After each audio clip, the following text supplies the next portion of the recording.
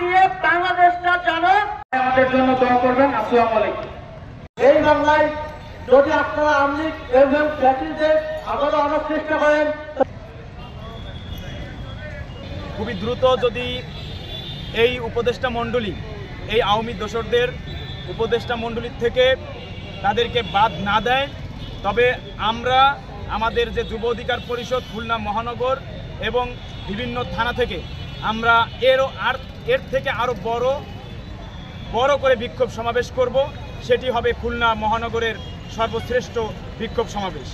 আমরা অতি দ্রুত চাই এই উপদেষ্টা মণ্ডলী থেকে তাদেরকে অবশ্যই দ্রুতভাবে তাদেরকে পদত্যাগ করানো, তাদেরকে বাদ দেওয়া।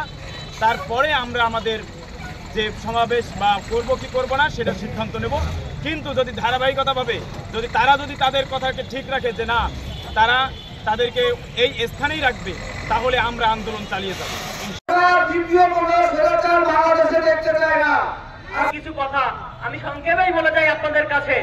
আমাদের চাওয়া পাওয়া সাধারণ জনগণের চাওয়া, ছাত্র আন্দোলনের ছাত্র জনতার যে আন্দোলন ছিল সেখানে তো আমরা সেখানে দেখি নাই। সেখানে দেখেছিলাম আমরা মোশারেফ করিম, সেখানে দেখেছিলাম আমরা বাদন, সেখানে দেখেছিলাম আমরা মাহমুদুর রশিদ, এই সকল ব্যক্তিকে। এই বাংলায় যদি আপনারা আওয়ামী লীগ এবং জাতিদের আবারও আনার চেষ্টা করেন, তাহলে আপনাদের সাথে তাদেরকেও তাড়ানো হবে এই বাংলাদেশ থেকে। এই বাংলাদেশের কোনো ফ্যাসিলিটি জায়গা হবে না। আওয়ামী লীগ ফ্যাসিবাদ যদি আবার এসে আপনারা কিন্তু কোন অন্যায় কাজ যদি তোমরা কয়েকজন আওয়ামী সুবিধাভোগী যারা বিগত 17 বছর আওয়ামী লীগের সাথে থেকে সুবিধা নিয়েছে, তারাই এখন উপদেষ্টা। আমি ডক্টর ইউনূস স্যারকে সম্মান করে বলতে চাই, কি চাচ্ছেন আপনি? আপনাকে এই জনগণের সামনে সেটাকে পরিষ্কার করতে হবে। উপদেষ্টা নাহিদ, আপনি ভালো করে জানেন আপনি যেখানে, আমরা সেই এক জায়গা থেকে আন্দোলন করে আসছি। উপদেষ্টা আছি, তুমিও ভালো করে জানো ভাই, ঢাবি থেকে আমাদের একসাথে আন্দোলন করে আসা। বিপ্লবী সরকার হও, টাকার সরকার হও না। যেভাবে আমরা আওয়ামী লীগকে হাঁটিয়েছি, আওয়ামী লীগকে নামিয়েছি, তোমাদের বিরুদ্ধে কথা বলতে আমার সময় লাগবে না। এই ছাত্র জনতা কি করতে পারে সেটা দেখিয়ে দিয়েছে 5 তারিখের আগে।